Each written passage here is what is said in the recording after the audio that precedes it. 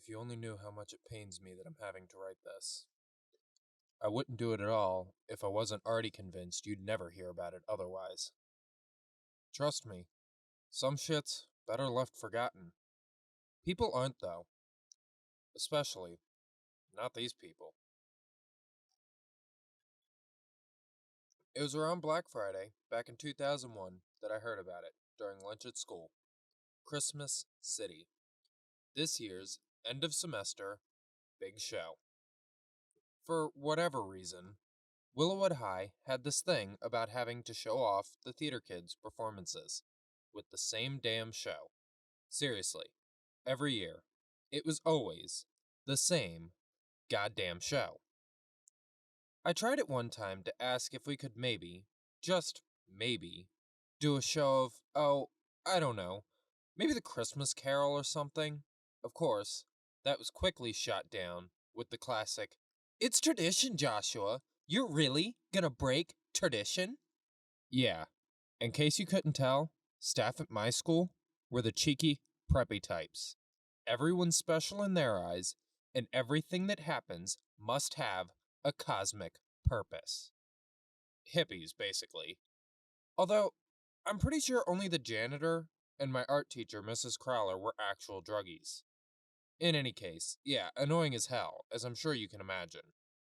I was never really sure, but I think the story goes as to why they'd always choose this particular play every year was because of a little urban legend, one of many here in Weeping Willow, North Carolina, but this one was about a kid named Thomas.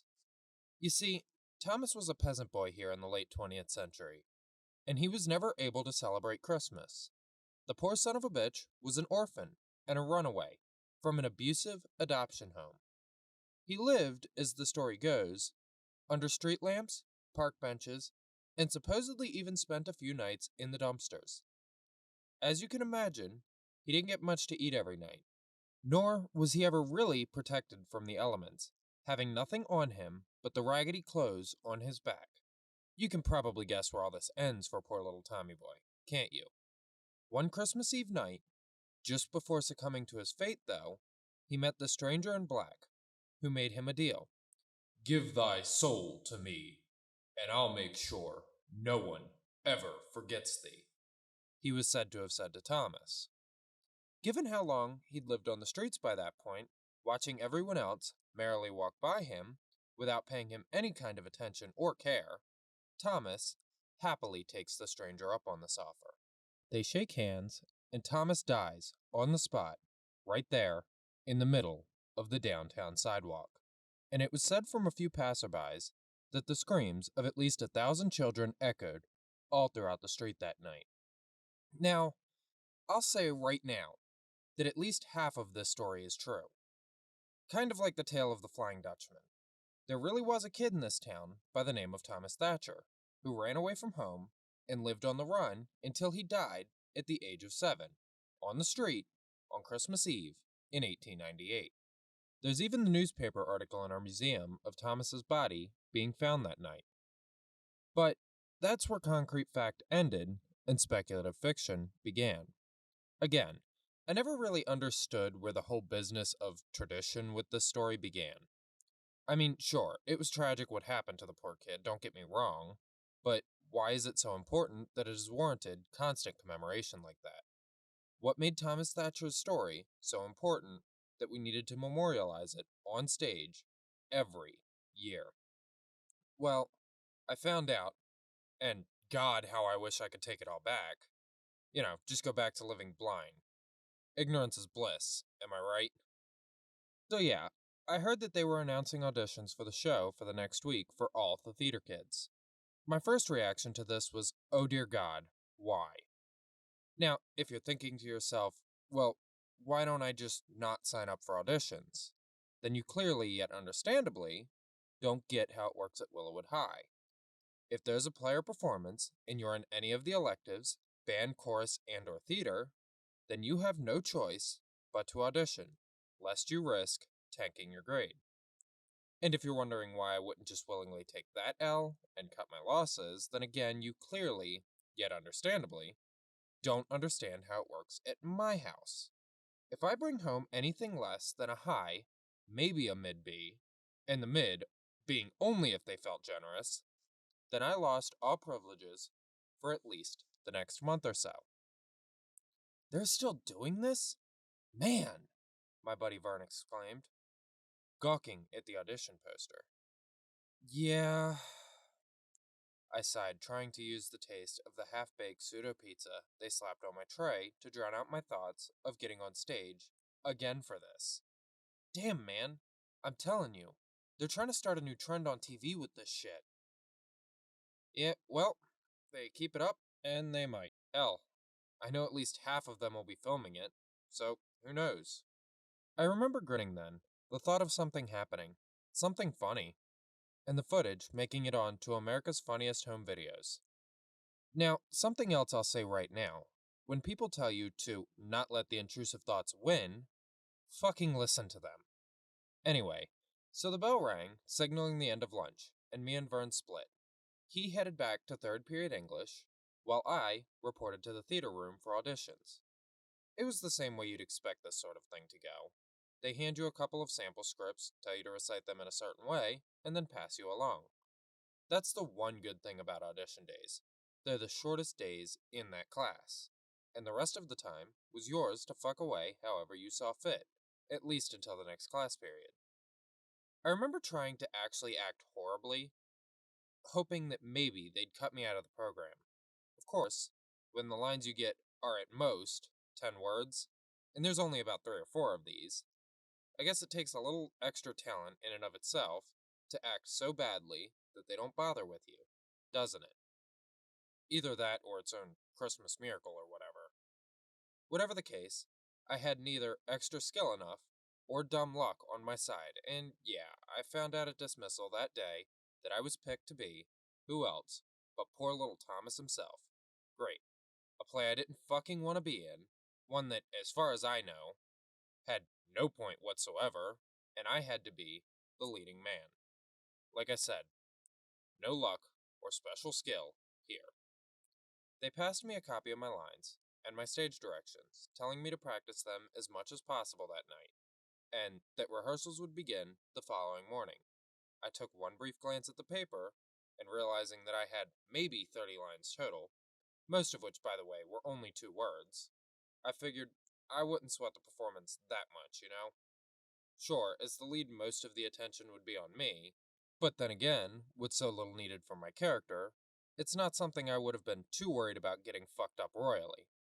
The only lines I figured that I really needed to commemorate to heart was the ending monologue, which was more or less Thomas's curses to God and the world for his ill-fated existence. You know, standard evil ghost type of shit. It was a long one, too, spanning at least a page and a half. Not only that, but making things that much more complicated was the fact that it was spliced up, here and there, with various stage directions and prompts, which I was also expected to have memorized. Now, I have to say that if I hadn't been so passionate about being an A-list actor one day at the time, I'd have easily brushed all this shit off, and not even bothered trying to memorize any of it, or anything. But no, I had to commit, didn't I? I spent the rest of that night practicing that monologue, all the way until it hit about 10:45 that night. With barely any breath left, and my head feeling like it was going to explode, if I even thought about trying to recite any of it one last time, I finally called it a night. Here's the thing. Despite this, I wasn't tired. Aching and sore maybe, but not tired. And I had no energy either. I didn't even want to hop on the PS2 and fuck around with Tony Hawk till I fell asleep like I normally would on a weeknight. I was wide awake, but yet bone tired at the same time. Ain't that a bitch? Thing was, my mind couldn't get off of one thing: Christmas City. More specifically, I couldn't get my mind off of the whole Curse of Thomas Thatcher thing. That's when my dumbass had the brilliant idea to do like all bored insomniac teenagers did and try to find a ghost story to occupy my mind enough to maybe get it to shut down. It took forever. Keep in mind that this was the days of dial-up. No Ethernet or WLAN cables yet. But I did manage to search for any articles here in Weeping Willow pertaining to Thomas and/or his supposed curse. Now, obviously there weren't many, given that online forums weren't as populated or frequented back then as they are now. In any case, I only found two. One, if you account for the fact that when I attempted to access one of them via the browser, it redirected me to an Error 404 page. On the flip side of this argument, though, the other one I found not only worked, but also contained the most in depth analysis of the life of Thomas Thatcher. I read that Thomas was a small boy who'd immigrated back to the US after the Civil War. According to the article, his mother was something of a wise woman or a witch here in town, and his father enlisted in the Union Army, but he never made it home alive. Reading about his mother, on the other hand, caught my attention. What if perhaps there was a way I could see for myself, just to see if this kid really was the product of paranormal phenomenon? I found and decided to Google search the entire thing. Like I said earlier, early as these times were, information like this was sparse at best. This meant that trying to search for any real answers was a fruitless effort. Next on the list of research topics was, is the curse of Thomas Thatcher real? Aside from a few posts across multiple chat boards, all of which were quickly devolved into drawn-out debates concerning the whole debacle, one side saying it's true, and about 1,000 plus others saying that it isn't. The one of these that stood out to me, though, was the one listed Christmas City murder. Not wasting a single second, I clicked the post and began skimming through. It was a short post, only a couple of paragraphs long, more or less detailing about how two kids who performed this play were found dead, emaciated, and dehydrated, mysteriously. No perp was ever caught, nor was there any real eyewitness testimonies, given the bizarre nature of their deaths. The comment section tried asking for further details, but the author never got back to them on it. Rereading the post again, I was pretty sure that they weren't speaking from any personal experience when they wrote it, but rather were simply trying to post about something that they found, maybe in the papers or a magazine or something.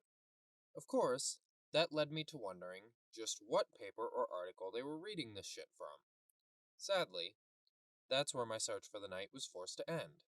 With fatigue finally catching up to me, finally making me tired, physically as well as mentally, I figured I could hit up the corner store on my walk back from the bus stop on my way home the next day and ask Mr. Randall there if he could tell me anything about it. Mr. Randall was always one to regale customers, especially the younger ones like me or my friends, whenever we'd stop in, with stories about old Willow here. I stopped in, grabbed a couple of honey buns and a Coke, and went to pay when I asked him all about it. I remember his first reaction being cocking his eyebrows at me. Thomas Thatcher, huh? The hell you wanting to know about him for? Well, we keep performing his story for Christmas every year, but, well, I wanted to know how come everyone's so afraid to quit. He looked at me up and down several good times before taking a deep breath. I shrank down a little, like a kid who'd just asked his dad to play with the rifle that he found in the gun cabinet by mistake.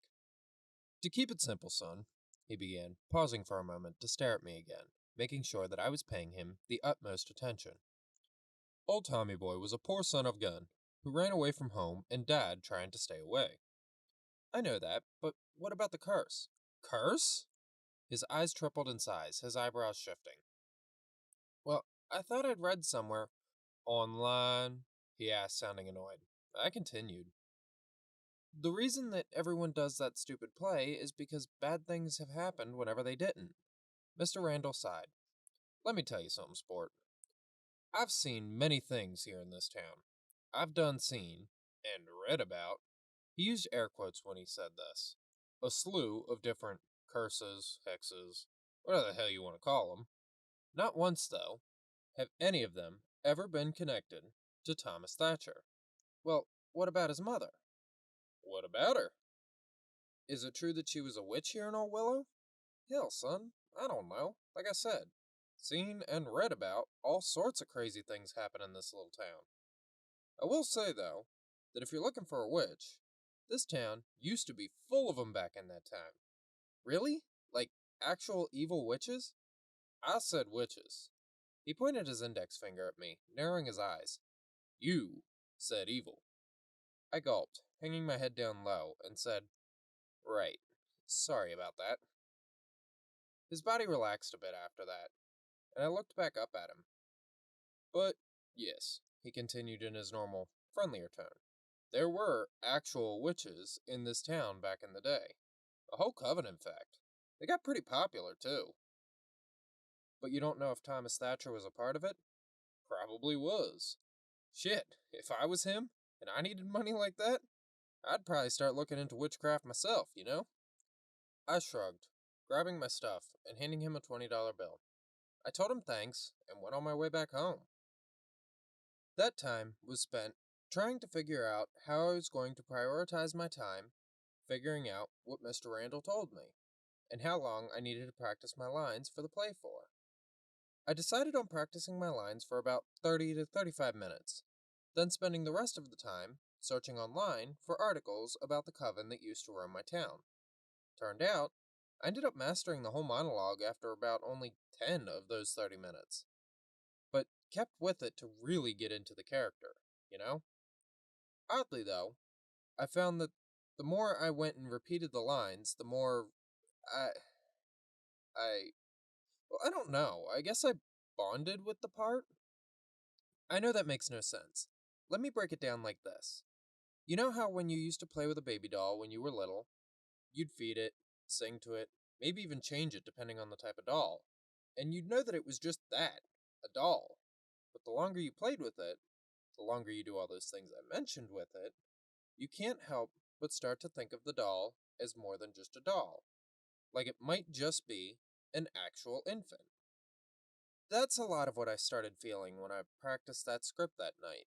Each time I repeated the lines, I noticed myself actually feeling lost, lonely, broken inside, similar to how Thomas Thatcher was said to have felt all those years ago. I think it was when my eyes started welling up with tears, and I had a hole that seemingly had been opened up in my stomach, that I finally called it reps on that for the night. After that, I began my internet search for Coven and Weeping Willow. Immediately popping up was a picture of a group of women standing in a circle in the woods. They all wore red, and the circle that they stood around was the same color. At first I thought this couldn't be it, though. I'd heard about them before. The Sisters of the Red Circle, up in Grunview Pines. I kept scrolling for about 10 minutes and found nothing. So I decided to then search for Thomas's mother. Turns out, her name was Maria. Her last name, if she had one on record anywhere, wasn't mentioned anywhere online. But it was said she was something of an outcast when she was outed as being a witch. That, in fact, that was why Thomas was taken from her and put into a foster family. Apparently witchcraft was seen as child abuse back then. Supposedly it'd come from a disgruntled client of hers, when she failed to relieve her of some illness with her herbs and charm. They turned her over to the police, who broke down her door, dragged her out of the house, took Thomas away from her, and exiled her, threatening under pain of death to never return. It was said that, when they found her, she was in the act of, quote, communing with spirits, as they termed it in the article.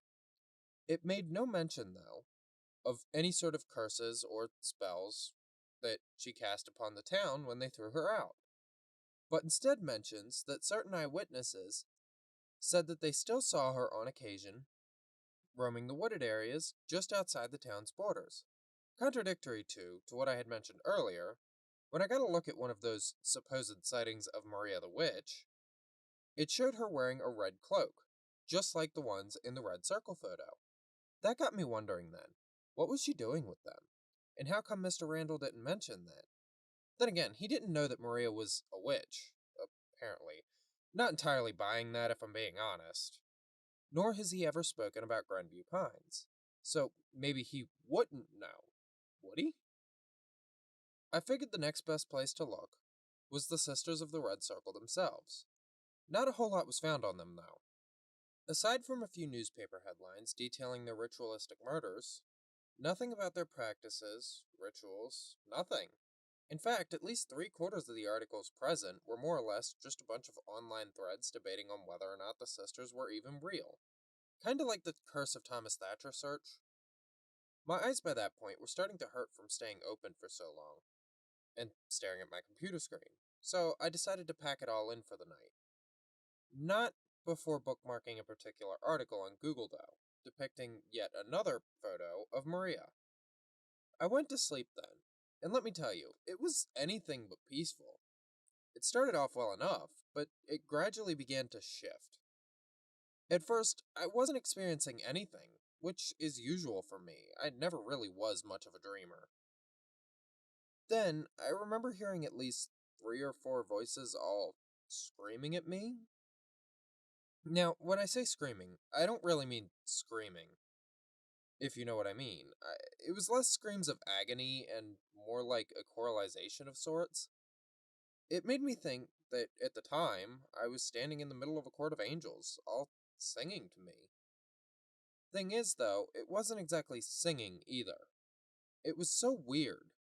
I could swear I could hear them all crying, drawing out their sobs to make this unified choral sort of sound that I described. There were no words, no verses, nothing. Eventually, I began to make out the shapes of figures in white, materializing out of the void around me. They all formed around me, surrounding me from all sides, at my left, my right, above, and even below me. They all appeared, their hymns escalating in a steady crescendo. I couldn't make out any of their features, if they had any that could have been made out, that was. They were more or less large white blobs, singing at me. I remember not being able to move. Stranger than this, I wasn't at all put off by it either. It was like all life had basically left me. I was a husk, a bag of bones and muscles bound in a sack of flesh, devoid of personality or humanity at all. As more and more of them appeared, they started converging on me. Their hymns grew louder and louder with each inch they gained. In an odd sort of way, and this was even true for a time after I'd woken up, I grew very quickly to find the tune comforting. Obviously not something I'd listen to by choice on a regular basis, but not something I'd entirely be put off by either. Well, at least not immediately. In fact, the longer and longer I listened to it, the more and more I found myself sort of bonding with it, just like how I described with the words from earlier. I started feeling some sort of connection with the tune. It wasn't a happy one, of course. It was dipped with grief, sorrow, regret, and a few others. I can't really describe it right now. All the same, like the music it was, I found it touching me in ways I'd never really imagined. Once they had me surrounded, the chorus collectively rang out on a high note that normally should have, and would have, broke my eardrums completely. That's when I remember waking up. I felt completely disoriented, like I'd been spun around in my bed while I was sleeping. I couldn't tell if I was going to throw up or not. Because of that, against Ma's wishes and her myriad of pleas, I ended up skipping breakfast and just shambling out to the bus stop. The whole bus ride was spent in a daze.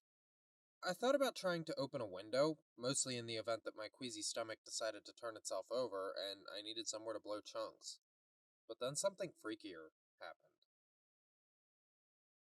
For whatever reason, the thought of me opening the window also elicited the thought of jumping out of it as well. That stopped me dead in my tracks. I remember staring at the window for a good 5 or so minutes, at least. Why this, of all things, was coming to me as even a halfway serious thought, I didn't know. But it did, and it scared the hell out of me.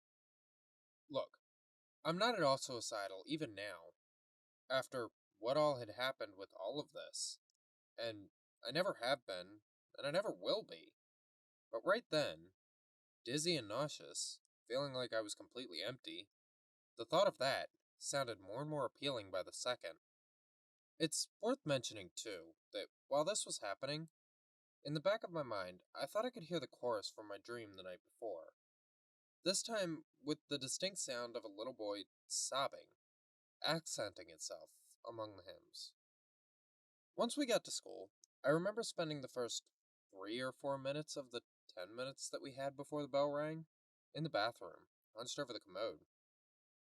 I tried to throw up, but all I got were dry heaves. Once the bell rang, I trudged out as fast as I could to my first period class. I'll say right now that I was grateful as hell that there was no upcoming exams for at least another couple of weeks, because if there was anything important being discussed that day, I wouldn't have known. I couldn't keep my head up or my eyes open for more than about 4 or 5 seconds before drifting off to sleep again. And after about the 10th time of this happening, I finally gave up and just stayed asleep. I managed to wake up when the bell for second period rang, where I trudged my way there and more or less repeated the same story as with the previous class. It was here, though, that I wasn't allowed to slide with snoozing during class by the teacher, and so I was forced to explain what was going on the best way that I knew I could. They told me to go down to the nurse's office and handed me a hall pass. The nurse took my temperature, tested my reflexes, all the usual shit, and determined that aside from slightly higher than normal fever and moderately slow reflexes, I was fine. Her diagnosis was insomnia, and, I'd have to agree with her, except that I was asleep. Not only that, but last night was the first night in even at least a year that I'd even stayed up late. Normally, my ass was in bed by 10 o'clock, 10:45 at the absolute latest. I told her this, and she replied that there weren't any other real explanations she could come up with. She asked me what I had eaten last, to which I told her about my honey buns that I picked up from the corner store. She asked me if I had just started feeling bad that morning, to which I replied that I had. In the end, I was given an ice pack to hold against my head and told to try to make it through the rest of the day, and if I couldn't, they'd call my parents to come get me. By that time, it was lunch, and I figured maybe something on my stomach just might be what I needed. Well, despite it being deluxe pizza day, I couldn't stomach any of it for some reason. For some reason, looking at food made my stomach feel both empty and queasy at the same time. I remember looking at it and feeling like I hadn't eaten in over 5 days. I felt like this was the last chance I might have at eating. All of the sudden, the lines to the monologue began playing back to me. They began sounding less and less like my own voice, though, and more like the voice of a little boy whom I'd never met before. In this, I started to feel dizzy again. When I tried stumbling into the bathroom, feeling my stomach twisting itself into at least 7 different knots, screaming at me as it did so. It was all I could do to even stay upright and not tumble down face first onto the cafeteria. The lines began looping in my brain. Each step I took seemed to do so in accordance to the rhythm being set by the recitals. In the midst of all of this, too, each time the lines looped, a heaviness in my heart weighed down more and more. It felt each time like someone was dragging down my heart from my stomach. Imagine if sadness, if there was a personification of sorrow, if it could make a sound. That's what this was. Pure, unfiltered anguish and misery. The voice, whom I could only guess was supposed to be that of Thomas Thatcher himself, although how I could be hearing his actual voice, if I indeed was anyone's guess.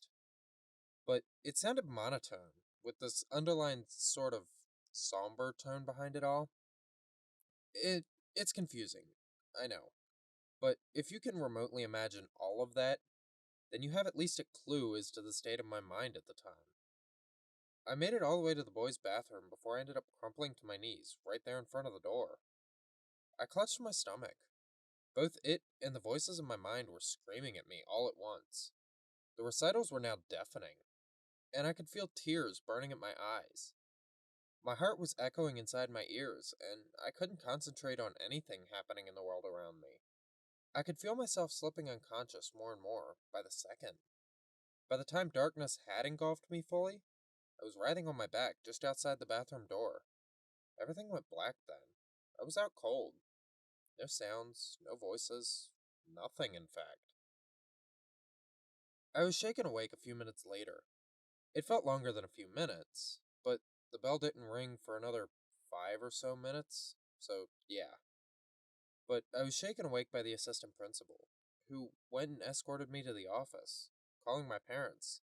When they arrived, I filled them in on the situation, and they resolved to take me to the doctor's office. On the ride there, I heard, faintly, Thomas's voice continue echoing in my head. I wasn't sure why, but the longer this went on, the more and more detached from reality as a whole I became. I remember essentially going numb, all throughout my body. I was a statue, strapped in the back of a car, or at least I thought I was. When I looked up in the rearview mirror, I found Dad's eyes frowning at me. "The hell are you going on with back there?" he asked me. For a second, I couldn't answer him. The numbness seemed to affect my speech and my thinking, because I remember my mind being little more than a blank white cloud. It wasn't until my mom looked back at me with a worried expression plastered all over her face that I snapped out of whatever spell I was apparently under and asked him what he was talking about. "You was muttering something back there," he told me. "What's up?" I I don't I was at a loss. What the hell was he talking about? "I heard you too," Ma chimed in. "I don't know what you're talking about. Honest." They both continued giving me the cut the bullshit stare for about another 30 seconds before we ended up pulling up at the doctor's office, effectively ending the discussion right there. It was relatively quick, only about 10 minutes before the doctor came to see me. I explained to him everything that had happened at school, as well as the basic shit like what the school nurse had asked me before. What I'd eaten, was I hydrating, sleeping, etc. He took my temperature and my blood pressure and tested my reflexes. All of it checked out again, aside from a slightly higher than normal temperature and extremely slow reflexes. He asked me if I'd been taking any sort of meds or using any hard drugs, both of which I answered, "Hell no" to, with a chuckle. I've never been a druggie. He asked me a few other questions too, like if I'd been making friends okay at school, how my grades were looking, all in this monotonous yet still friendly enough voice. I replied that I was to both, and when I told him about my sleep schedule, the same thing as I'd mentioned earlier, he asked me if I'd pulled any all-nighters lately. I told him about how late I'd stayed up the night before, which was still only about 12:30 a.m. He looked at his computer, clacking away for a moment before getting up and announcing that he was going to, quote, look a few things over, as he put it, and that he'd be back shortly. About 20 minutes rolled by then in silence. Well, sort of silent. Silent for the rest of the world, that is. For me, though, it was anything but.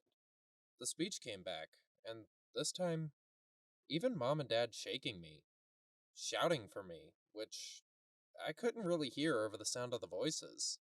Couldn't bring me back to reality this time. I couldn't even bring myself to force myself back into conscious thinking. Whatever this was, had complete mastery over my senses. Something I feel like I should clarify real quick. These voices, they didn't sound like what you might be expecting. I know I said earlier that they sounded like a chorus, and they still did here, but there was this sense of someone speaking. A little boy. Yeah, a little boy. Speaking in front of a crowd of some kind? Trust me, I get it. I'm honestly surprised if you've made it this far without calling me a quack. I'm telling you though, I'm doing the best I can here. Well, anyway, right up to the point where I was somehow snapped back into reality by a light being shined in my eyes by the doctor, who'd now returned, and brought a physician with them. I remember being disoriented at first, kinda like waking up from a really long nap. "Joshua," said the doctor, "I'd like you to meet Dr. Tritt. He's our physician, and he's going to take a look at you with me for a moment, okay?" Uh, okay, I answered again, barely conscious.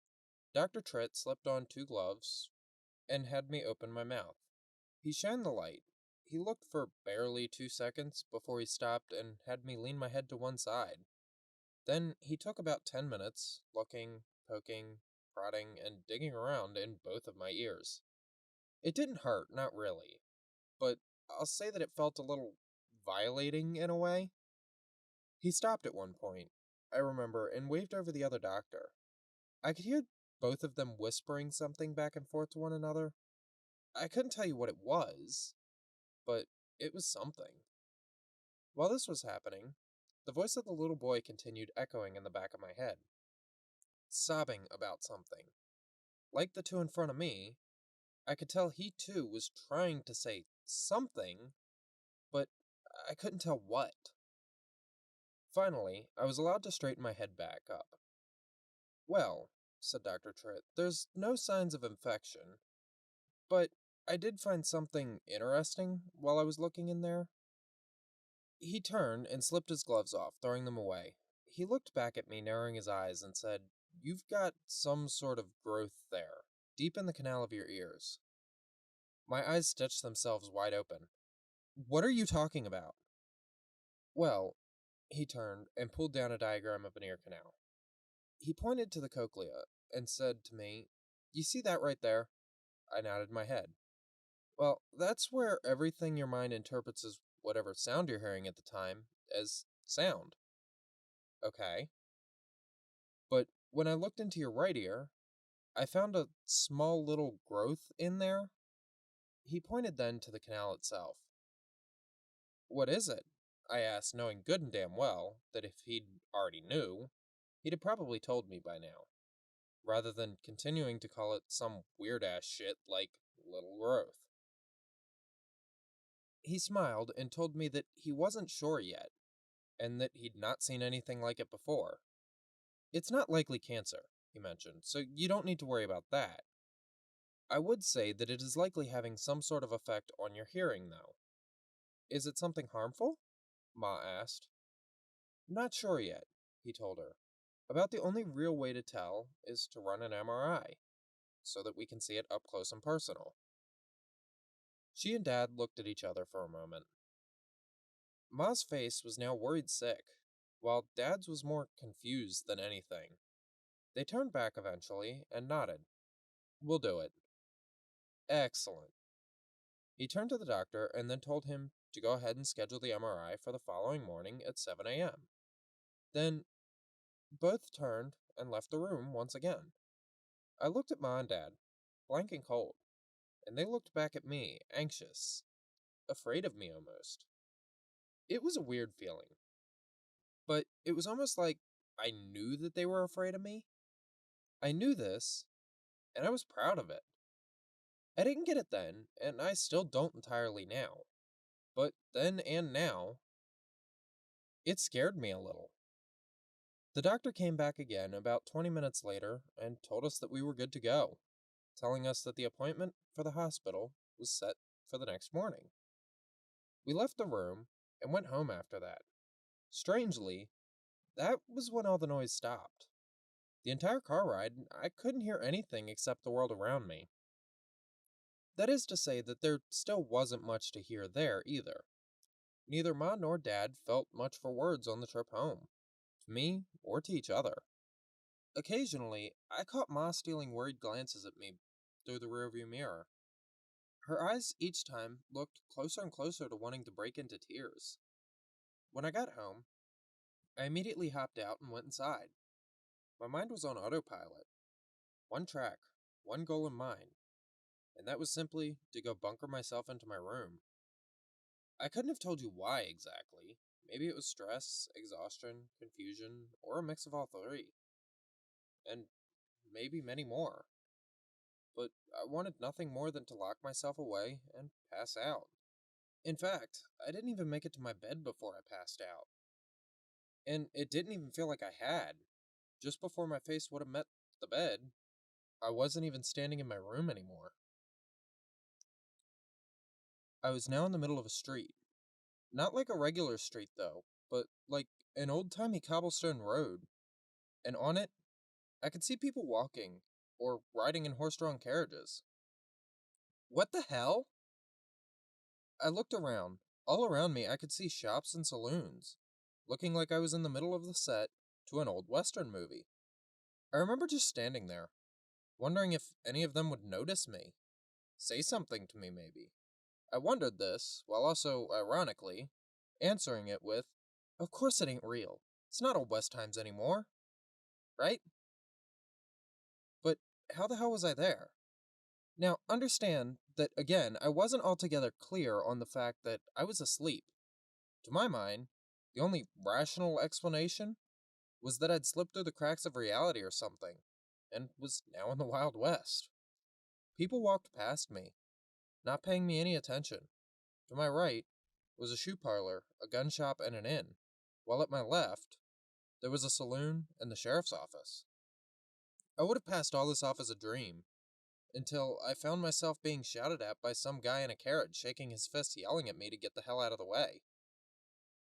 I went then into the saloon. All around me were a bunch of belligerent drunks playing blackjack and golfing at whatever it was that someone in their group had said. I remember going up to the bar and asking the bartender, "Hey there, what what day is it?" At first, he looked me up and down, raising an eyebrow before asking me if my mother knew where I was. Figured as much, right? I was only 17 at the time. I answered that my mother was dead and that my father was a fisherman out on a long expedition. "Well, to answer your question," he said, "it's Saturday. Hence the business." He gestured his arm around at everyone present. "And of course, Christmas is coming right around the corner." "Okay, thank you," I said before turning and running. I sprinted and ended up running at least 5 miles, or at least that's what it seemed like, before I stopped out of exhaustion. I appeared now to be in the middle of a more rural-looking area. About 3 yards ahead of me sat a farm, one that was dilapidated as hell, looking like one of those shanty houses from the Great Depression. Its shingles looked like they couldn't have been held together with anything more than bubblegum and prayers. The fields, too, looked like they were wilting and dying. Now, you'd see this and you'd think, huh, well, nobody could possibly be living here, right? Well, you'd be wrong. Hell, I know, I thought the same thing. I found this out when I saw, while only faintly, what looked to be a group of people gathered around a small bonfire. The smoke was already towering high into the sky. The smoke was somehow intermingling with the air, causing it to all begin to spread throughout the sky. In seconds, what would have only been noon turned to more like midnight. The sun nor the clouds were anywhere in sight. A shriek rang out from the group ahead, causing me to drop to my knees, clutching my ears. And familiarly, the shriek didn't dissipate gradually. It continued well past 3 minutes. Strangely, rather than straight up going deaf like you'd expect from something like this, I instead managed to adjust to the sound. My ears stopped ringing, my head stopped pounding, and even my heart slowed down from the sudden rush. It was then, listening closer, longer, that I realized that this was the chorus I'd been hearing all this time. It was them. It was their chorus. My foot lifted, wanting to walk over to them. My rational mind, one that was still mostly in control here, hindered me from progressing. The chorus sounded so tempting now, though. Funny, too, because this was the first time I'd really found myself that mesmerized by it. You know, in the past, I was pretty much unable to feel anything, even mesmerized. But now, up close and personal like this, I couldn't help it. The flames I saw climbed higher and higher. It soon dwarfed the congregation around it, and the chorus crescendoed. They all fell to their knees as one of them held something in their arms. I squinted to try to see what it was. To me, though, it was nothing but a blurry patch. Then, I heard the cries of at least 1,000 or so children, which made my stomach feel horrible. What the hell was this? Who are these people? And why are they screeching? Who is that in their arms? That was it. I couldn't stay in place anymore. I willed myself moving again. Every inch closer, the more in tune with the story I was being told through the singing. By the time I reached out to them, they'd already turned to face me. There were these strange things, too, like the fact I couldn't see any of their faces. Each of them wore long hoods. I watched them look at each other before fleeing. The chorus continued with them, carrying on down, following them. They left the fire still going, forcing me to essentially have to be the one to go over and fix it. I put out the fire before taking off in the direction of the hooded figures. It was surprisingly easy to find where they were going to be. All that was necessary was to follow the persistent sound that kept going strong. Being well past the area when I did find the area they were in again, they were all splayed across the ground in spread eagle formations. I walked over and checked a pulse on any of them, but no luck. What the fuck were they? When I lifted up their robe, one in particular caught my eye and sent my heart racing, and not in a good way either.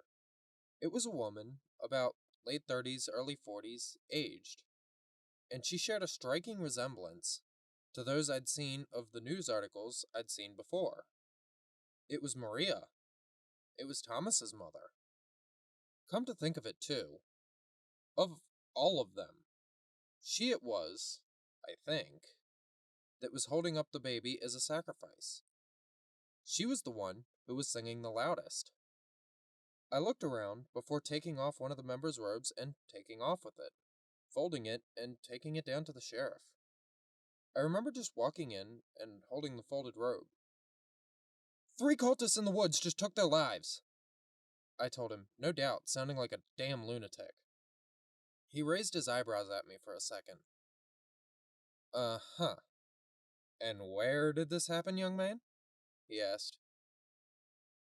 It was at one of the houses. I pointed in the direction I thought I'd come from. He turned around, looking at the other patrons with the same sort of look he had with me, before turning back to me. You said you saw a gathering at a home in Willow Lane, and you're still here to tell about it. I'm serious, sir. They were all sitting around a large fire, and they had a baby with them. A child? Piped up one of the patrons near the exit. Did you see who? No, I was too far away. A child went missing just a day or two ago, I think. I think it was one of the ones from St. Augustine's, actually. I turned to him, my eyes wide, and asked, St. Augustine's? You mean the orphanage? He nodded his head, and I looked at the floor. Wasn't Thomas an orphan? Yeah, I think it was a little boy. I, I can't remember his name. I think it was Thomas? I finished shaking, hoping to God he was going to say no. Unfortunately, he didn't. Yeah, that's his name. You know him? I clammed up. How the hell was I supposed to explain this to him? Yeah, see, I know all about him because I'm from the future, where this little shit's life is a fucking family tradition on the holidays. I'll say this much. If I had a better understanding of what the hell was going on, and how it was going on, I'd have probably given him this answer, if only to see what his reaction would have been. Before too much more time had passed, though, someone from the back pointed out that the fact the sky had grown dark. When the time was asked, the clock read that it only just passed noon. Then, coming from absolutely nowhere, there was the laughter of a baby echoing all throughout the saloon. Everyone was throwing their heads in every direction in a panic. I couldn't seem to move, though. It was happening again. The paralysis. Just like in the car, I'd seemed to go completely numb, in both body and mind. I couldn't form a coherent thought. Everyone around me began to get up and leave the saloon. Some of them muttering nervously to themselves and to each other. I didn't, though. I stayed put, and stayed such when the saloon began crumbling away around me. The walls, the ceiling, everything, all just withered away, exposing nothing now but a blackened void. When the last remnants of the saloon was gone, I was alone in the void. I began to see the same thing happen to me. Starting from my hands, I could see them dissolve away. It wasn't painful. In fact, it wasn't anything at all. I couldn't feel either pain or comfort from it. or anything else for that matter. I remember waking up just after watching my arm erode away. The last thing I remember hearing as I faded out was a child's voice saying to me something to the effect of, "How does it feel to be forgotten about?" When I woke up, it was to Ma shaking me awake. "Joshua? Joshua!" My eyes snapped open and my head jerked upwards. I swung my head around. I was in my bed, and I was surrounded by Ma, Dad, and two doctors I didn't recognize at all. What, what the hell? "Oh, honey, you had us worried sick," exclaimed Ma, wrapping me in the most suffocating bear hug of my entire life. "Ma, what's going on? I thought you weren't ever going to wake up. We tried everything." What are you talking about?" My head started to hurt. Groaning, I clutched my forehead. "How long was I out?" "Almost 4 days," Dad said. I looked at him, my eyes doubled in size. I could tell from his face, though, he wasn't lying. I looked away from him to my wall. 4 days? How? "If we may," started one of the accompanying doctors, "we'd like to ask your son a few questions in private." From my peripheral vision alone, I could already see that Ma was not on board with that at all. She looked at Dad, who looked down. I knew he didn't want to do it either, but I think he realized that whatever they may or may not have been planning to do, that it might be the only way that all of this could possibly end. He took Ma's hand and got up, leading them back downstairs, leaving me alone with the doctors. "We're going to ask you a few small questions, and then we'll be on our way, okay?" Um, oh, okay. Good. Now, have you ever heard of Thomas Thatcher? Well, duh. They talk about him at school every year. I chuckled a bit, despite still feeling very groggy, and added, "Hell, I'm supposed to play him in the school play this year." They both looked at each other, and then back to me. "School play?" Uh, yeah. Christmas City?" The doctor nodded and asked me if I'd ever played Thomas Thatcher in Christmas City before. I shook my head. He nodded. "But you've been in the play before, yes?" "Uh-huh." "Have you ever felt this way before doing this?" "What do you mean?" "Such as the things you'd explained a few days ago at the office, or nearly slipping into a coma?" "Oh, no, I haven't." Okay." He nodded to his partner, and the two of them headed for the door. As they did, he told me, "I'm going to write a recommendation to the school, requesting that you be removed from the play. I figure that that would be best for your recovery. In the meantime, I'd suggest plenty of bed rest and perhaps light foods like soup, crackers, bread, the usual." They turned, and then exited my room. I laid there in my bed, staring blankly at my wall. Something wasn't sitting right. I couldn't tell if it was the strange line of questions from the doctors, or the ominous question from the dream, or perhaps even both. But I felt just so numb, so detached from everything, that I couldn't even begin to try coming up with an explanation for either, or anything else. About a minute passed, and I was fast asleep again. Thankfully, it was just a normal sleep this time. Well, normal as it can be, having no dreams whatsoever. Which was common for me, by the way. I felt a bit dizzy when I woke up again, and it was nighttime, and it was just in time when Ma called me downstairs for dinner. It was a struggle for me to make it down without stumbling and falling down. Aside from the nausea, I still felt empty for some reason. I felt like the world around me was nothing but a blank wall. I couldn't think of anything that would have made me happy. like the fact that I was supposed to be getting a brand new phone and AirPods for Christmas, or the fact that I was supposed to be able to go see my girlfriend at the time and her family at the Christmas Light Festival in just a few days. I was even going to get to sleep over, too. None of it. Nothing could make me happy, nor make me sad for that matter. I couldn't feel anything. I made it to the kitchen and slumped into my chair. Ma was finishing setting the food spread while Dad sat pouring his drink. "Well, hey there, pal," he piped up in a tone more cheerful than I ever remember him addressing me with.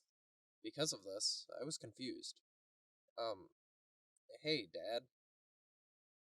You think this time you'll stay awake for a while? He chuckled when he said this. I stared at the table, examining it closely, counting every little brush mark in it. Ma started bringing over the food platters. As she did, Dad joked, saying, "Well, hun, looks like we're losing signal on the boy. Better break out the rabbit ears." "Oh, come off it, Ron," she scolded lightly. In the middle of the table was sat a giant platter of lasagna, triple cheese, and four meat. Ma's specialty dish for at least the past 4 years. Normally, I'd be salivating at the first sight of it, but not this time. This time, I looked at it, and my stomach began screaming at me. A hole had seemingly been burned into it. I could see my hand reaching over, shaking as it did so. I tried to force myself to stop, but I couldn't. I'd just about made it to the handle of the serving ladle when Ma slapped the back of my hand. "Joshua, I know you love lasagna night, but you know we don't touch so much as a single crumb without saying grace first." I remember just blankly darting my eyes back and forth between her and the lasagna.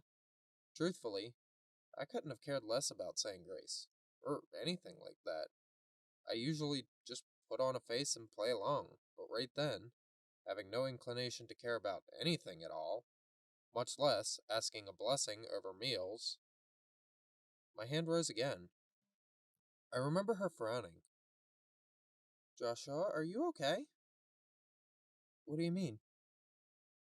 "You're trying to eat before we've said grace. Twice now. What's the deal?" I looked at her, then to Dad, then back to her. "Nothing, I'm just..." My eyes fell on the dish in front of me. It was so hot, so delicious and savory looking, and my stomach was just so empty. Just so... My hand started reaching out for the serving ladle again. So hungry. "Here, hon, let me take this one." Dad chimed in. He winked at me and added, "I'll make it quick." He got us to join hands, and actually made good on his promise of asking the quickest blessing ever, at least compared to what I've heard. Once that was over, I all but seized the ladle and scooped a heaping mound of gooey goodness and slopped it on my plate. Ma's eyes swelled to the same size as the helping I'd just served myself. "Good Lord, Joshua. How are you ever going to eat all of that by yourself?" By the time she made it that far, my face was pretty much buried in the lasagna, so if she had said more, I don't think I ever heard it. I did hear Dad make a crack at me, saying, "Damn, nothing like a coma to bring out a man's appetite, eh, boy?" Just like Ma, I paid no attention. I was far too damn focused on devouring every little bit of lasagna on my plate. Not just that, but the entire platter. I wanted it all. All of it. I wanted it. I needed it. At one point, I started to choke a bit, to which Ma fussed at me to slow down. I didn't, of course. I wasn't sure of it then, but I remember thinking to myself that this lasagna was somehow scarce, a rare commodity of sort, one that I'd only have once in every other blue moon. Dad was right, too. Whatever was actually going on with me before all of this craziness, it only served to increase my appetite, while also further detaching me from the rest of the world. In seconds, I'd cleared my plate dry and was going in for more. I'd like to point out, to my shame of course, that Ma nor Dad had even gotten their first helpings yet. I didn't think about any of that back then. But looking back, I have to wonder just how the hell they kept their angers in check. I cleared my second, third, and even a fourth full plate of lasagna before I felt the sense to stop and let it all settle. I sat back, and Ma and Dad hesitantly reached over and served themselves as much of what was left as they possibly could. I still felt like I wanted more, and so, just as Ma was finishing her plate of food, I hopped up from the table and told Ma I was going back upstairs to my room for the night. What's funny is, at least for 3 or 4 seconds, while I was on my way to my bedroom, everything was just fine, save for the fact that I still felt kind of hungry. I got to my room, however, and that feeling amplified almost 100-fold. I now felt like the entirety of my stomach had been hollowed out. I felt like I hadn't eaten in weeks. The second my foot crossed the threshold of my bedroom, I was doubled over in pain, clutching my stomach in agony. My stomach felt hollow, so much so, in fact, that it somehow had already contracted in on itself, like it would if I had been starving. Except, of course, I wasn't starving. Fatigue eventually kicked in, and I was out. I didn't even make it onto my bed either. I just passed out, right then and there, curled in pain on the floor. I wasn't so lucky this time either, with being able to dream free. Just like last time, before I'd even realized I was asleep, I was in that same western looking setting. This time, a little further in town. By the appearance of the small blacksmith shop at the end of the lane, I knew that this was downtown Weeping Willow. I knew because that same building is still there in present day, though run down and completely gutted. It was nighttime, too, and it was extremely cold. When I looked up, I watched in almost sheer horror as small flurries fell from the night sky. It was snowing, and I was all alone, out in the middle of the street, no coat, no mitts, hat, nothing. I looked around for somewhere I could go and try to escape the cold, but just my dumbass luck, everywhere was closed. 2 seconds later, wheels started turning in my head, and shit began to click. Last time, the bartender told me that Christmas was just around the corner. It's snowing now, and everything's closed. Today was Christmas. I trudged forward as best as I could. I looked around, shivering like crazy, trying to find maybe a box on the side of the road, or maybe some kind of dumpster, or something that I could crawl into and make some sort of refuge into, and maybe even try to start a fire or something to keep warm. About 10 seconds in, I lost all feeling in both my fingers and my toes. After another 20 seconds, I lost all feeling in my face as well. I couldn't even flutter my eyelids. Finally, I stopped altogether and collapsed onto the ground. On the ground, laid out in the snow, I couldn't even move my arms enough to try to huddle into myself. I was completely immobilized. To a degree, my brain was frozen too, just like the rest of my body. And to top it all off, I felt so damn hungry.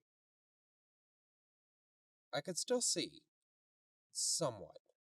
My vision was a cloud, and in this cloud, just about all I could see were speckles of white falling to meet the giant field of white around me. That was until I watched a slim figure materialize in front of me. I couldn't make out any features, obviously, or any features, in fact, but I could at least tell, from the general outline, that this figure was female in shape. She sort of hovered across the snow towards me, and when she reached me, she bent down and looked into my eyes. I couldn't see her eyes, though, but I could see her face was a pale white. Her head cocked to the side for a second before her arm reached out and touched my face. I can't exactly say what her touch felt like, but I imagined it somehow feeling extremely soft, soothing, almost, as she stroked my face in almost a loving sort of manner. She then scooped me up into her arms, and like a thief in the night, she glided back across the snow where she'd come from, whisking me away along with her. I couldn't keep up with where we were going or how far we'd even gone. I couldn't even wonder where we were going or who I was even with right then. My brain was shut down. I might as well have been a vegetable. When we'd stopped, which it took me a couple of seconds to realize that we even had, it was in a field of snow, with no buildings around, or anything. I could tell that we must have been outside the bounds of Weeping Willow. I was sat down gently, and when I looked up, I watched about 2 or 3 others, all dressed in black, join in around her. They surrounded me, raising their arms into the sky. Suddenly, a jolt of warmth sprouted from the inside of my right side.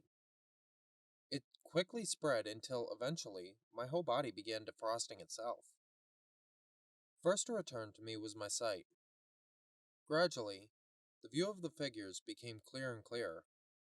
I couldn't see any of their faces still, except for the woman's. And she was, who else, but Maria Thatcher. She looked down at me, grinning warmly, like she was about to invite me into her house for milk and cookies. Next to come was my hearing. When I could hear, what must have been the other 2 figures, in their choralization from before, their hands were raised, and their necks were raised high. Maria reached into her sleeve and withdrew a decorated sort of dagger. Its blade was an extremely fancy, extremely weird design, one which was a squiggly sort of design, like you'd sometimes see in movies, one which included themes of human sacrifice that it. My eyes snapped wide open at the prospect. That's what's about to happen to me, isn't it? Dear fucking God, I'm about to be sacrificed. Part of my reawakened brain was trying to figure a way out of this. Another part was just panicking. Then, of course, there was the smaller still part of me that was trying to calm myself down with the realization that this was all just a dream, right? I won't actually die, right? Maria stood directly in front of me, dagger raised high. The other 3 gathered at each side of her. I was surrounded. The other 3 then drew blades of their own. I was already closing my eyes, knowing what was about to come next. I could hear a smooth, subtly motherly voice, Maria's voice, say aloud, "On this night, the night of cheer, we gather forth in adoration and in fear, for the powers that be will provide, and gone will be the divide between life and death, and no longer shall I need to draw breath. Now the powers that be shall accept this offering, the soul that I have for bargaining, and no more shall suffering plague my soul." While most of my brain was preoccupied with images of my life rapidly flashing before my eyes, it hit me like a 2-ton brick to the face that this was the exact monologue from the play. These were Thomas Thatcher's last words. In the play, anyway. Then, that same part of my brain started putting certain other parts of this all together. The stories of Christmasland always said that a black figure approached Thomas just before he died. Looking back at Maria, a known and infamous witch, it didn't take me long to put 2 and 2 together to figure out the reality there. That got me thinking, too, about the fact that he died so soon after. Was this how? Was he sacrificed by his own mother? Gone will be the divide between life and death. Those words were looping through my brain when my eyes snapped wide open to the sound of the 3 figures all screaming in pain. When I looked, they were all on their knees, blades plunged into themselves. Maria was the only one still remaining. Her eyes remained on mine, warm, yet cold at the same time. The eyes of a mother who'd smile as she slipped poison into your drink. At least, that's what this was to me at the time. The 3 figures beside her all fell over. Blood was quick to pool around them. Maria stooped down and smeared her palm in it before coming over to me, outstretching her hand. I tried retracting from her hand, but with my body the way it was, frozen stiff, there was no way I was going to be able to. Her finger touched my forehead and began to drag across, drawing something on my face. I couldn't really feel any of it. Thankfully, I suppose. I could see, though, and I could see the grin she wore as she did this. And it made me shiver far more than even what the cold was subjecting me to. I could hear her excited sort of moaning as she did this, too. I could only imagine what it was she was about to do to me, or what she was already doing to me. When she was finished, she stood up again and raised the blade high up into the air. She repeated the rhyme before plunging the blade downward a second time. This time, I didn't have the opportunity to close my eyes first. In an instant, the blade came down, and everything faded into nothing. There was absolutely nothing for a long time. A wall of black on all sides of me. That was it. About a couple or so minutes after, I began to hear Maria's chorus again, this time joined in by the voice of a little boy. I still couldn't see anything yet, but I heard them getting closer and closer. Suddenly, they appeared before me, within the space of nothingness. Maria and little Thomas Thatcher. Both of them, though, didn't look like they did when they were alive. That is to say, they didn't look alive. Both were thin and emaciated, with gaunt faces and prominent cheekbones, and two black craters where their eyes were supposed to be. When one of them spoke, they both spoke in unison. Joshua, it is time. You've come to transcend this mortal boundary. What are you talking about? I remember asking myself. How the hell is this happening? This is all just a fucking dream. No, Joshua, this is not a dream. We speak of your pact to cross over to the immortal realm. Realizing that they could apparently hear my internal dialogue, I asked what any of that was supposed to mean. This was their response. To cross the bounds of mortality is a gift, one that only very few possess, the will and courage to take part in. With your devotion, your offering of blood, you have begun the first step in stepping out of the mortal realm. You may traverse the heavens and earth, long after even time itself ends. What? What? Jesus Christ, I was rehearsing for a play. I don't want to. Oh, but you do. You must. Else you would not have uttered the invocation of the sacred rites of the Sisters of the Red Circle. I'm telling you, this is just part of a play, okay? It's part of school. I don't want any of this. I just want to wake up again. I don't even want to be a part of all of this anymore, at all. So you've desecrated our practices and made a mockery of our customs and name, all in the name of performance? Not me. The people at school. They set up the performance, I just have to be a part of it. Why should you be believed? Because I can show you. Come Friday night. I'll show you why. The story, it's been part of living culture for decades, almost a century now. The two looked blankly at each other for a moment, and then back at me. We are at an impasse. If what you say is true, then this egregious tradition must be ended, and those that propagated it punished accordingly. We will trust you for now, but if we find your claims to be untruthful, then you will find death would have been a graceful boon. Is this clear? Yes, I understand. They both nodded and stepped backwards, allowing themselves to be swallowed once more into the darkness. Another flash of white, and I was awake in my bed again. This time, I woke in a pool of sweat. My eyes opened, and I had about 3 seconds to register the fact that I was awake before the door to my room opened. Ma came in, and her eyes widened. "You're awake again!" she exclaimed. For a second, I was silent, scanning the room to gain my bearings. She came into the room and started toward the bed.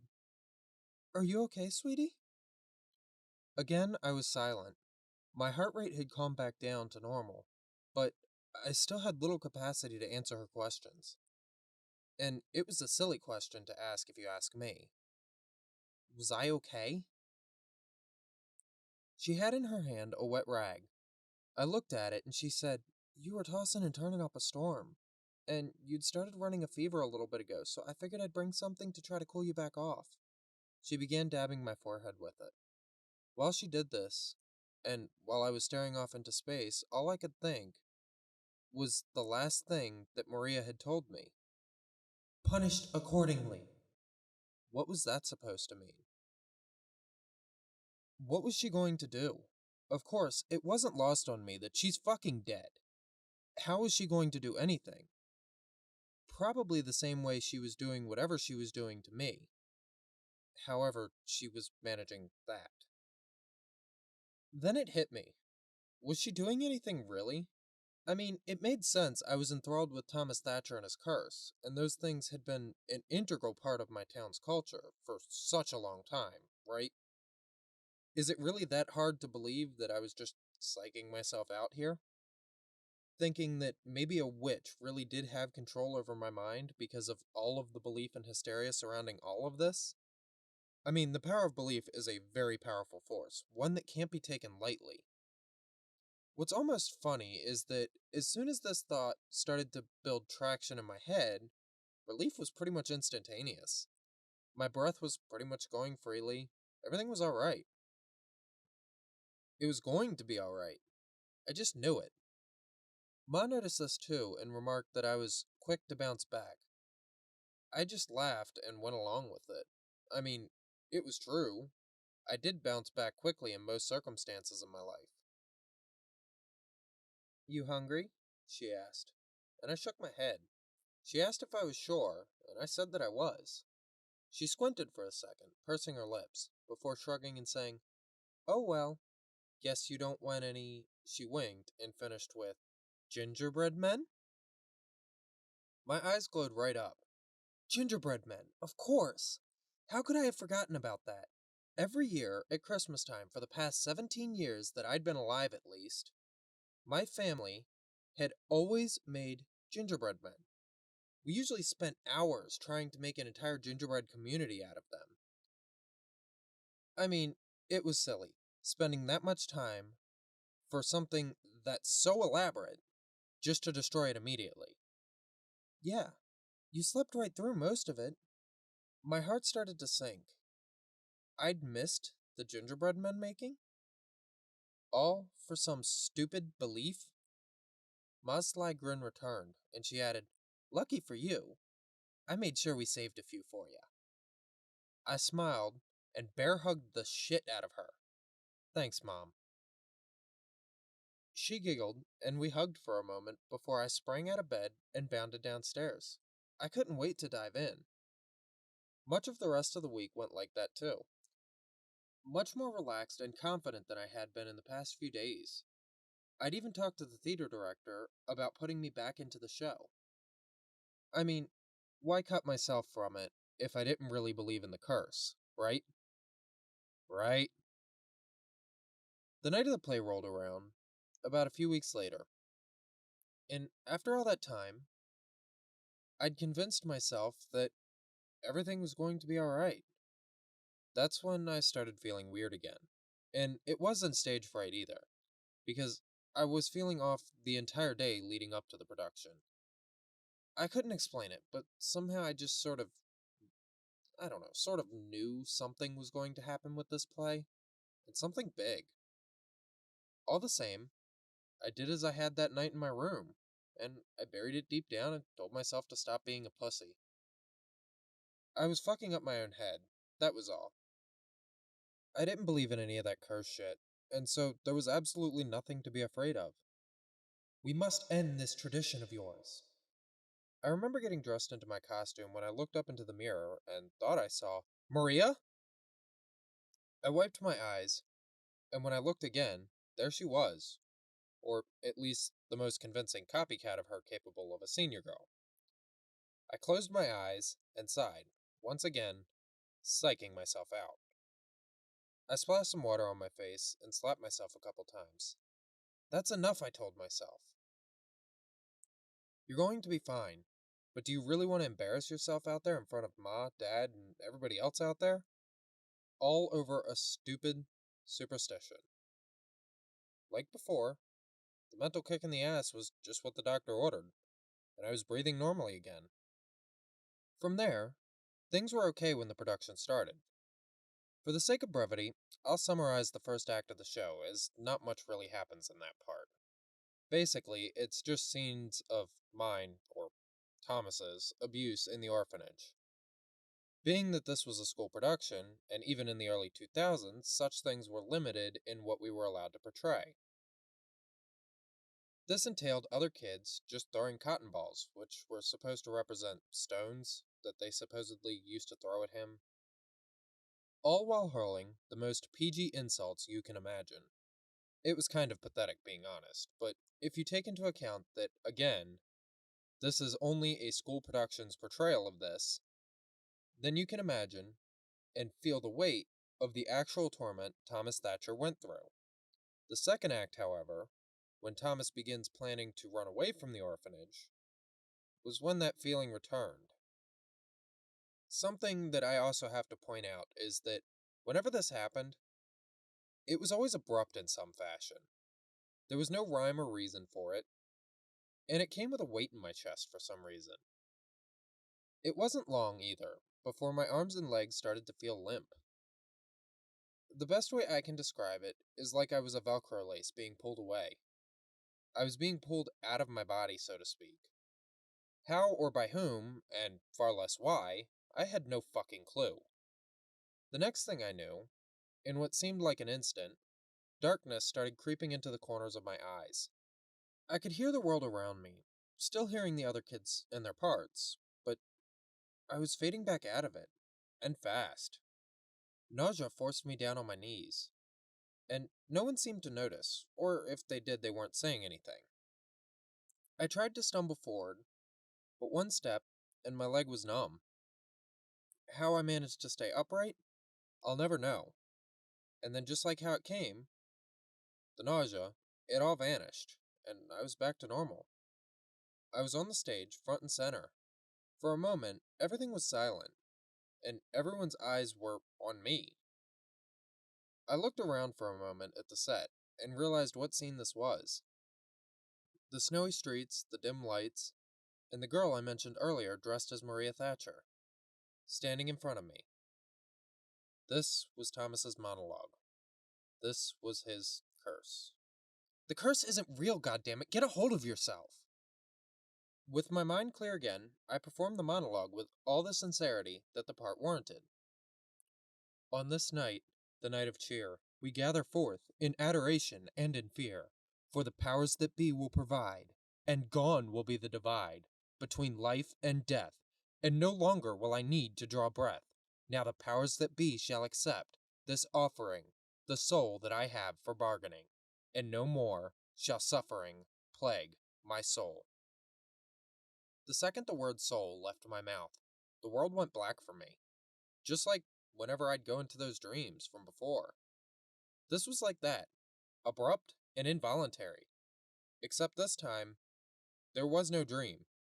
I was conscious, or at least possessed some kind of awareness similar to that, but there was no setting. Nothing. Everything was just a space of black nothingness. I don't know how long I was like this. I know that compared to other times that this happened, this felt at least twice, if not thrice as long as before. I remember hearing, just before I did come back out of it, what sounded like at least 100 or so people all screaming in unbearable agony. At what or why, though, I couldn't say. At first. No. That I wouldn't find out until I was actually unlucky enough to wake the hell up.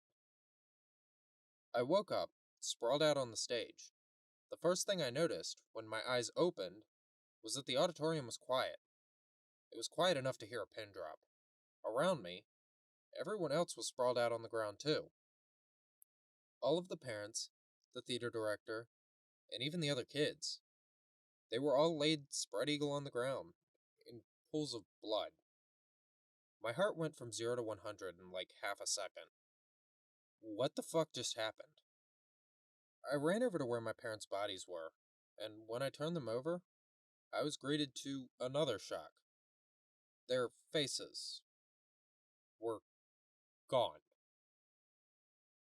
Where their faces should have been, there was only a blank space. Their faces were all smooth and waxy. When I turned over a couple of others, they were all the same.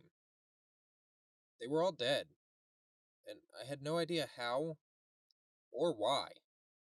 The first thing that came to my mind was that the killer might have still been in the building, so I hauled ass out of there.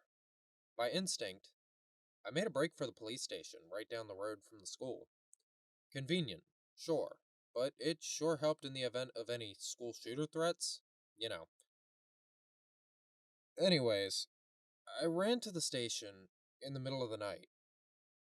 I must have looked like a madman, and I must have really sounded the part, because as I tried to stammer out something as best as I could about what happened at the school, the officers looked at me with both of their eyebrows cocked sideways. Sure enough, crazy or not, they managed to listen, and we went back to the school. I distinctly remember one of the officer's jaws dropping open the moment he saw the display in the auditorium. Things from here are kind of a blur, so I'll hit the highlights. Obviously, I was suspect number one, given that I was there during the times of their death. Quick examinations, however, ruled that out. How could I, a child, not only murder an entire room full of people, most of which were adults, but moreover, how could I have done what had been done to them? Then again, who could have? But also how? Well, that answer came to me in another dream, only a few hours later. I had fallen asleep while in police custody, and it was a lot like the last time, with Maria and Thomas standing in front of me. The transgressions of your people have been amended. Because of you, rights that have been held sacred by the Sisters of the Red Circle now may thrive untainted once again. As a reward, no harm or misdeed shall befall you, as long as you live, and so long as you continue to hold the rights sacred. Tell no one of what you've seen or heard, lest the blessings be undone. After that, I woke up again. From that point on, true to her word, fortune indeed befell me. I managed to call Vern, giving him a brief rundown, and he asked if I needed a place to crash with him. So I crashed with him and his folks for a while. I did that for the next year and a half. Willowwood High was shut down for a month following the incident, and during that time, Vern's folks decided to homeschool us for the remainder of the year. We managed to finish and graduate, and me and Vern both managed to get jobs working at an upcoming tech company, thanks to Vern's dad, who was also a successful tech mongol, having a few connections in the business. We both started making bank within our first few months, and it wasn't long after that I was able to move out and find a place of my own. About a year after that, I met the love of my life, Melinda, and we got married. I learned just last week, too, that we would be expecting our first child this Christmas. That, I suppose, is one of the biggest regrets I'll have about writing all of this. Sure, again, I could just be psyching myself out again. But then, was that what happened back then? At this point, I really can't say for certain.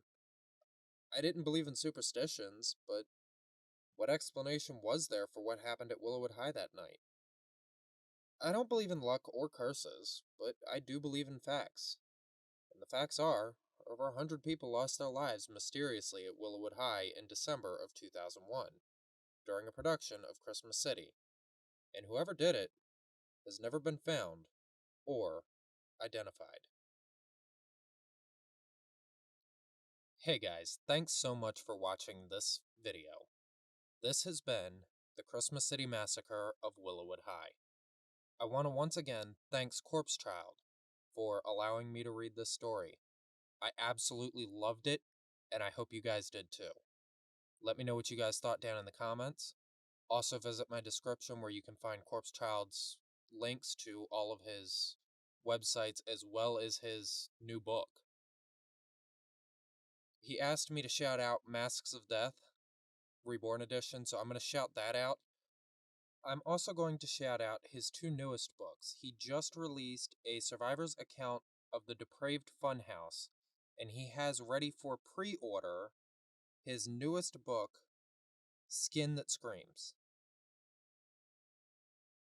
So go check those out. I'm looking forward to checking those out in my spare time. Thanks again, Corpse. I hope you guys have enjoyed this story. I hope you guys are enjoying my channel. And I am super excited to be back on YouTube doing this type of stuff for you guys. Stay tuned. I got some real neat ones coming up. Alright, see you guys.